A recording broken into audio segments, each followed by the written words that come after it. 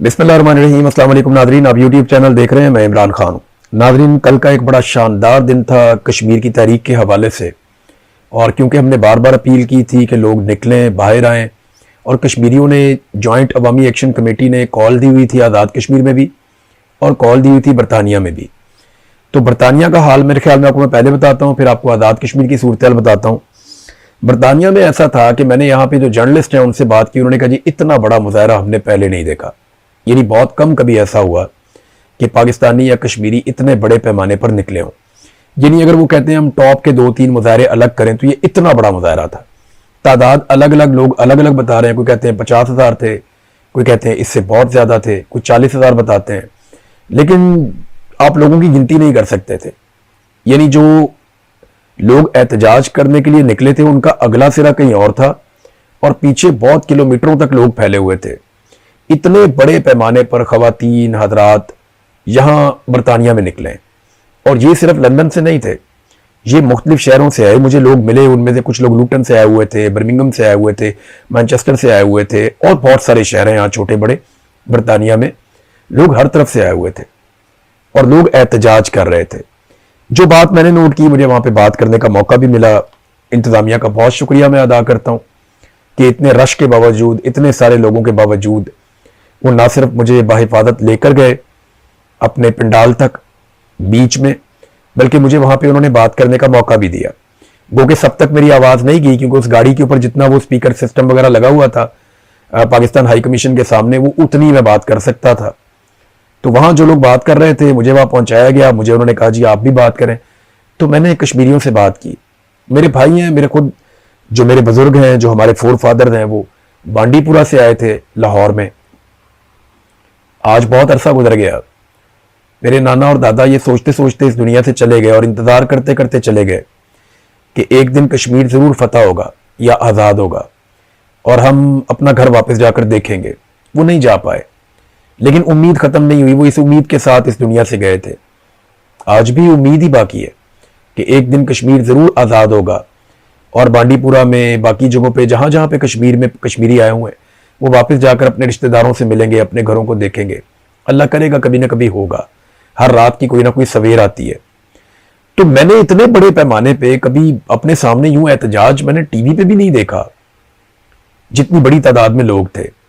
और पाकिस्तान में जो एक बयानिया बनाया जाता है, जो बार बार कहा जाता है कि ये कश्मीरी गद्दार हो गए, यानी वहां पे टाउट्स बैठ जाते हैं मीडिया के अंदर, हमारे अपने जर्नलिस्ट हैं, हमारे भाई हैं, वो बैठ जाते हैं, हमारे अपने कुलीग्स हैं, वो बैठ जाते हैं, वो कीड़े निकालते हैं। किसी एक आधा आदमी जिसका दिल दुखा हुआ है, आप पाकिस्तान में किसी का रिश्तेदार मार देंगे तो उसके मुंह से फूल तो नहीं झड़ेंगे, वो आपको गाली देगा ना, आपसे लड़ाई करेगा ना। वो जो आप पे गोली नहीं चला सकता, वो अपनी जबान से निश्तर चलाएगा ना, वो गिला करेगा, शिकवा करेगा।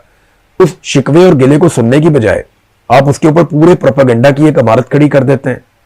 मैं कश्मीरियों के सेंटर में गया, मैं उनके बीच में खड़ा हुआ, मैंने वहां पे कश्मीर जिंदाबाद का नारा लगाया, उन सब ने लगाया। मैंने पूछा यार हम सब गद्दार हैं? उन्होंने कहा नहीं हम गद्दार नहीं है। क्या हम दुश्मन है पाकिस्तान के? उन्होंने कहा नहीं हम पाकिस्तान के दुश्मन।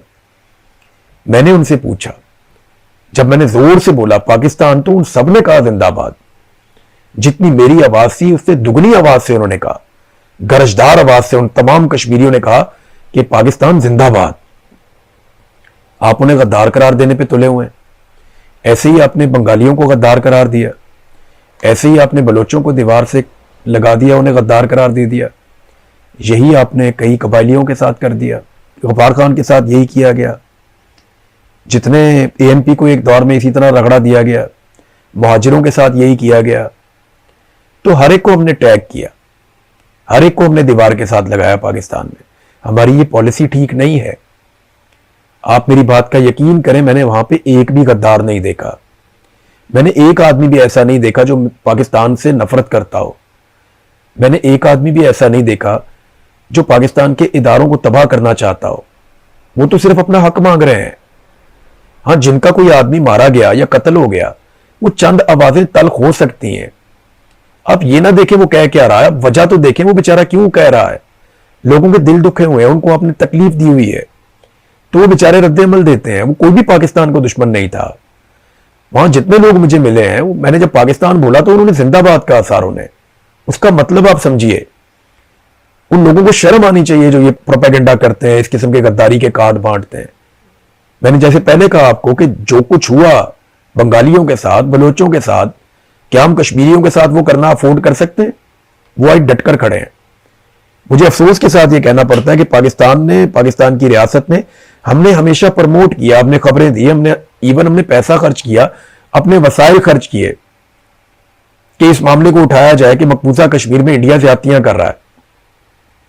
ہم اسے خصوصی کوریج دیتے تھے, لیکن آج تک اتنے بڑے پیمانے پر لوگ انڈین ہائی کمیشن کے سامنے نہیں گئے. اتنی بڑی تعداد میں کشمیری کبھی انڈیا کے خلاف احتجاج کرنے کے لیے نہیں گئے.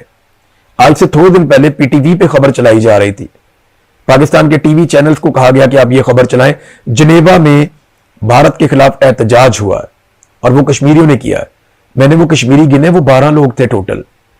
ان 12 لوگوں کی خبر پہ آپ ہیڈ لائن چلا رہے تھے.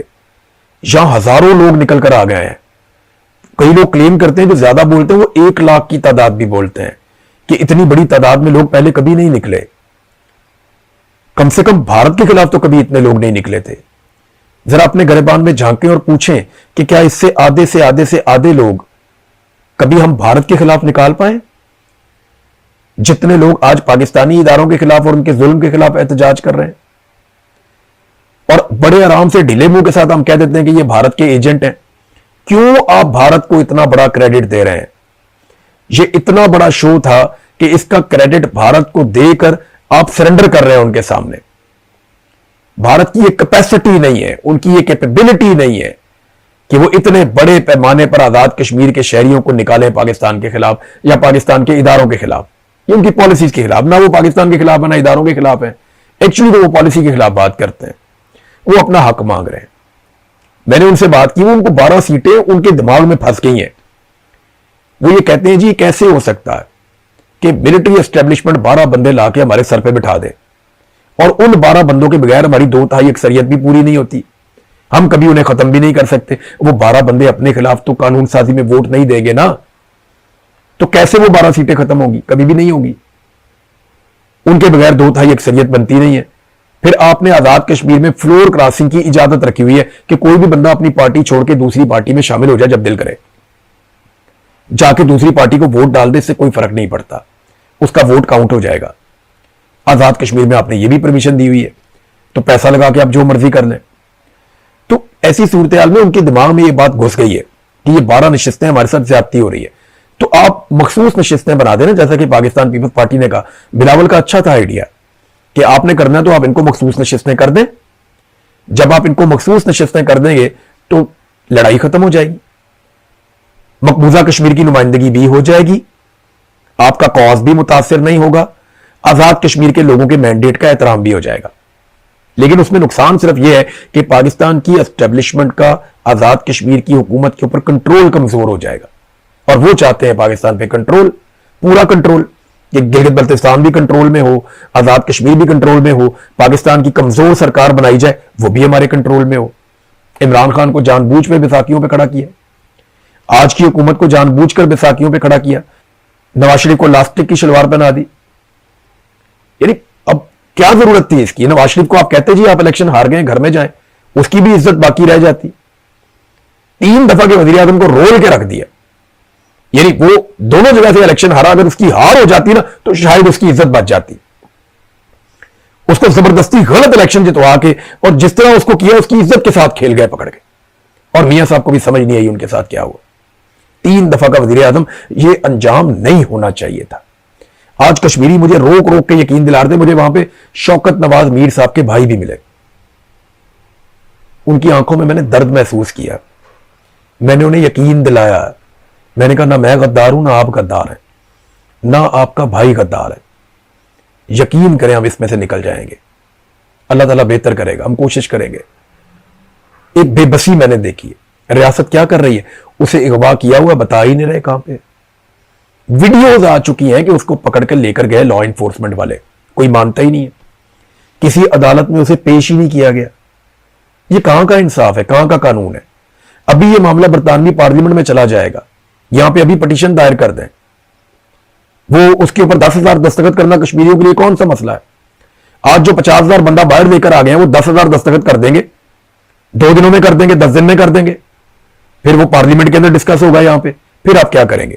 تو پاکستان کو مزید شرمندہ مت کریں, پاکستان کو رول آف لا کے مطابق چلائیں, قانون کی حکمرانی ہونی چاہیے. اب جائیں ذرا پاکستان میں, وہاں کیا ہوا؟ آزاد کشمیر کے ہر ضلع کے اندر ہڑتال ہوئی ہے, ہر جگہ پہ لوگوں نے نکل کر احتجاج کیا ہے, بڑے پیمانے پر احتجاج کیا ہے, لیکن میڈیا کو رپورٹ ہی نہیں کرنے دیا گیا. سوشل میڈیا کو وہاں ویسے ہی تباہ و برباد کر دیا گیا, ہر ایک کو گھیرا ڈال لیتے ہیں. بڑی مشکل سے کچھ مناظر اور کچھ ویڈیوز ہمارے ہاتھ لگی, انہیں دیکھ کر ہمیں آئیڈیا ہوا کہ نیچے میرپور اور ڈڈیال سے لے کر نیلم ویلی تک پورے کشمیر میں بھرپور احتجاج ہوا ہے. راولا کوٹ میں جو احتجاج ہو رہا تھا اس کی تعداد دگنی سے زیادہ ہو گئی, یعنی پورے گھر کے اندر کوئی نہیں تھا, سارے کے سارے لوگ نکل کر احتجاج میں پہنچ گئے. آپ کو یہ نظر نہیں آ رہا؟ آپ وہاں پہ الیکشن کروا رہے ہیں جعلی قسم کا, آپ کچھ اور سوچ رہے ہیں, پاکستانی کچھ اور سوچ رہے ہیں, آپ کچھ اور کر رہے ہیں, کشمیری کچھ اور کر رہے ہیں. فار گاڈ سے ایک لمحے کے لیے اپنی ذات سے باہر نکل کر پاکستان کا اور کشمیریوں کا سوچیں. یہ نفرت پھیلتی چلی جا رہی ہے, یہ پھیلتی چلی جائے گی.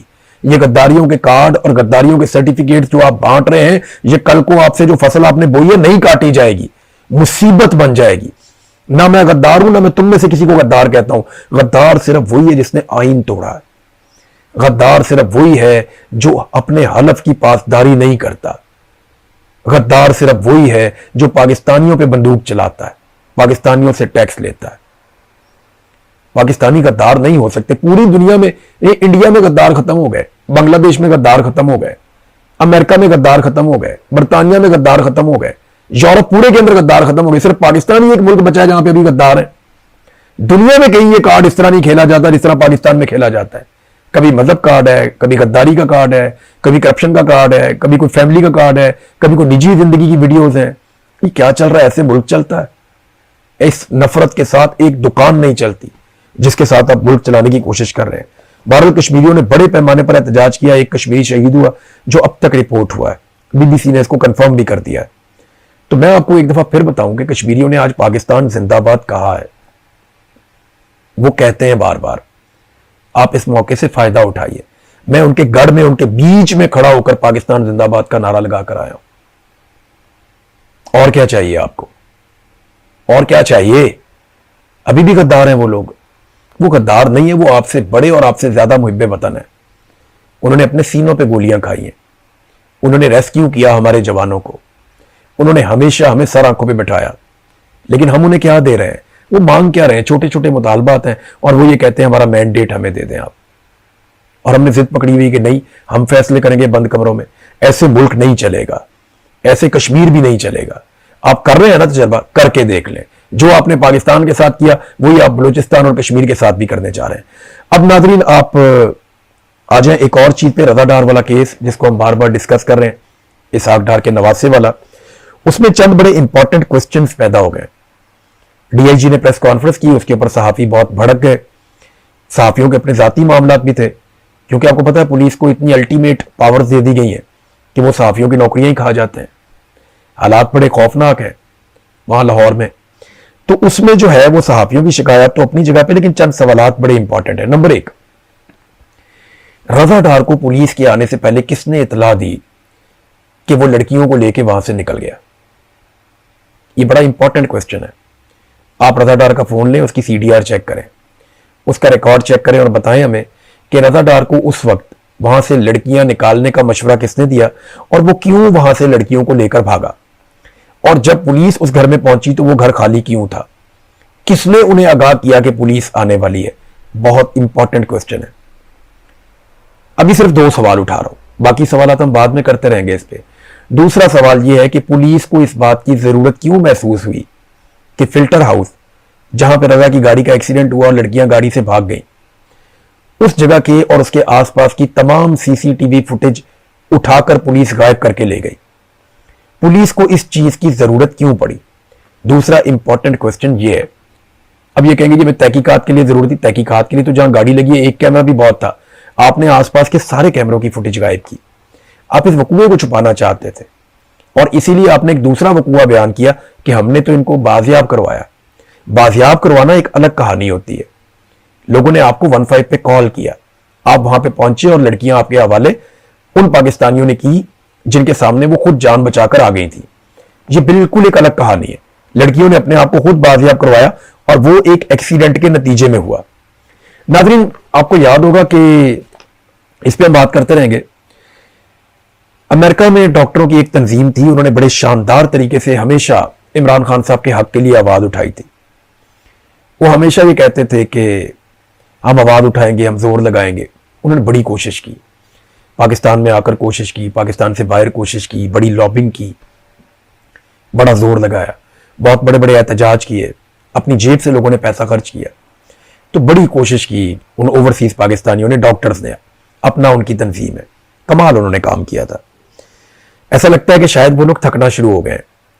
میری جن ڈاکٹر سے بات ہوتی ہے نا, تو وہ آج بھی وہ کاز کے ساتھ کھڑے ہیں. وہ یہ کہتے ہیں کہ پاکستان میں رول آف لا ہونا چاہیے, عمران خان کے ساتھ جو ظلم اور زیادتی ہو رہی ہے وہ ختم ہونی چاہیے. لیکن میں نے دیکھا کہ تنظیم کی جو سربراہی ہے وہاں پہ اب بہت دباؤ شاید بڑھ گیا ہے. شاید اسٹیبلشمنٹ کا اتنا دباؤ ہے کہ وہ عمران خان کا چہرہ بھی نہیں لگا پائے.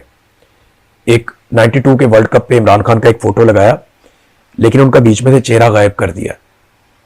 اب یہ پریشر کی علامت ہے اور نشانی ہے. اس کے بعد جو اپنا کا پروگرام تھا اس میں انہوں نے ہر طرح کی پولیٹیکل گفتگو سے منع کر دیا. بعد میں احسن اقبال صاحب بھی ان کے مہمان بنے, وہ بھی ہم نے تصاویر اور ویڈیوز دیکھی. تو اب نہ وہاں پہ کافی ڈویژن پیدا ہو گئی. ڈاکٹرز یہ کہتے ہیں کہ وہ اپنے کاز کے ساتھ کھڑے ہیں اور وہ چاہتے ہیں کہ عمران خان کے ساتھ جو ظلم اور زیادتی ہو رہی ہے وہ بند ہو جائے. لیکن جو قیادت ہے شاید اب وہ اس کا بوجھ مزید نہیں اٹھا پا رہی, یا انہوں نے کوئی اور طریقہ سوچ لیا ہے. بہرحال اس پہ بہت زیادہ لے دے ہو رہی ہے, بہت شور مچا ہوا ہے. اب وہ اپنا آفیشیل موقف کیا دیتے ہیں یہ ہم دیکھیں گے, پھر آپ کے ساتھ شیئر کر دیں گے. ناظرین تاریخ کا سب سے بڑا جنازہ ہوا ہے آیت اللہ علی خامنائی کا. یہ دعویٰ کیا ایک امریکی صحافی نے. امریکی جرنلسٹ جو وہاں پہ گئے ہوئے تھے, ان کا نام ہے میکس بلومینتھل. انہوں نے ایک ٹویٹ کرتے ہوئے کہا کہ اگر آپ یہاں پہ نہیں ہیں نا تو آپ اس کو نہیں سمجھ سکتے. میں نے آج تاریخ کے سب سے بڑے جنازے میں شرکت کی ہے, اور انہوں نے لاکھوں لوگوں کا کلیم کیا. جو ویڈیوز آ رہی ہیں وہ حیران کن ہے. ڈونلڈ ٹرمپ بھی حیران, باقی پوری دنیا حیران ہے کہ اور میں نے آپ سے بہت پہلے یہ بات کہی تھی کہ آیت اللہ علی خامنائی کا جو نماز جنازہ ہوگا نا وہ ایران کو ایک نئی انرجی دے دے گا. اور میں نے یہ ہوتا ہوا دیکھا, جس طریقے سے انہوں نے اس کو آرگنائز کیا. ایران کو اس کا کریڈٹ چاہتا ہے ان کی گورنمنٹ کو کہ پرامن طریقے سے اتنے بڑے ایونٹ کو انہوں نے آرگنائز کیا. اس کا سادہ سادہ مطلب پتہ کیا ہے؟ حال ہی میں ہونے والی ایک انتہائی خوفناک جنگ بھی ایران کو نہ اعصابی طور پہ کمزور کر سکی ہے, نہ انتظامی نقطہ نظر سے وہ بیکار ہوئے ہیں. وہ آج بھی اس قابل ہیں, ان کے اندر آج بھی یہ ہمت ہے کہ وہ اتنی بڑی چیز کو آرگنائز کر سکتے ہیں. تو ایرانیوں نے ایک مرتبہ پھر اپنے آپ کو نہ صرف ثابت کیا بلکہ انہوں نے بتایا کہ وہ ایک قوم کی طرح ابھی بھی مقابلہ کر سکتے ہیں. اب تک لیے اتنا ہی. اپنا خیال رکھیے گا, اپنے چینل کا بھی. اللہ حافظ.